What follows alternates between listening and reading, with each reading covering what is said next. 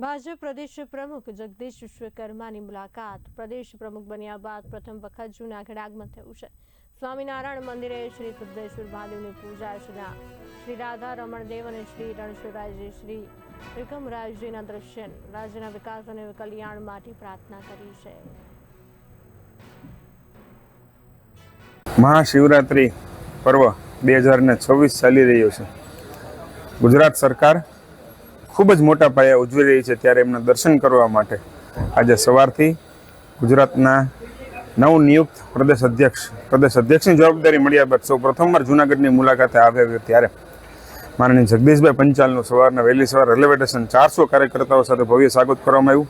ત્યારબાદ તમામ કાર્યકર્તાઓનો પરિચય કરવામાં આવ્યો અને તદુપરાંત આખા દિવસના કાર્યક્રમની શરૂઆત આજે મહાવદ 11ના શુભ દિવસે જૂનાગઢ મધ્યે બિરાજનાર સિદ્ધેશ્વર મહાદેવ મંદિર, જૂનું મંદિર સ્વામિનારાયણ મંદિરમાં સંતોના આશીર્વાદ એટલે સિદ્ધેશ્વર દાદાનો મહાઅભિષેક કરી પૂજા કરી એમના આશીર્વાદ લઈને આજના દિવસની શરૂઆત કરેલ.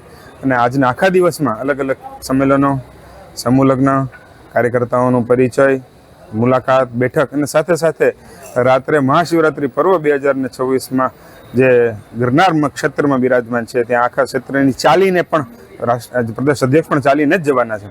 અને આ મુલાકાત લઈ સાધુ સંતોના અને મહંતોના આશીર્વાદ લઈ અને આખો દિવસનું ભક્તિભાઈ મુજબ શિવમય કરવાના વાતાવરણ સાથે આજના દિવસની શુભ શરૂઆત સિદ્ધેશ્વર મહાદેવના અભિષેકથી કરવામાં આવી.